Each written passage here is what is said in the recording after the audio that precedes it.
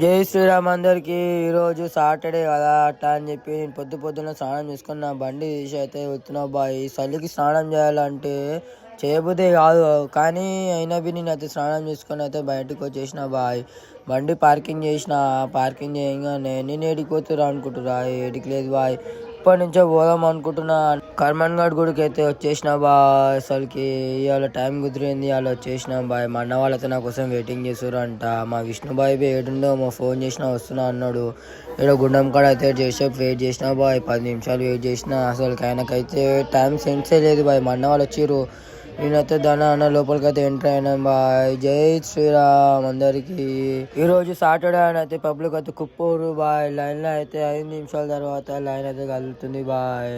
దర్శనం చేసుకున్నాం బాయ్. దర్శనం చేసుకొని ఒక 2-3 నిమిషాలు అయితే కూర్చొని బయటికి రాగానే లైన్లో ఉంది బాయ్. ప్రసాదం కోసం మేము లైన్లో నించున్నాం, ప్రసాదం తీసుకున్నాం. మా అన్న అయితే మంచిగా భక్తుడు కింద కూర్చొని తింటున్నావు. మా విష్ణు బాయ్ తెలుసు కదా మీకు అందరికీ.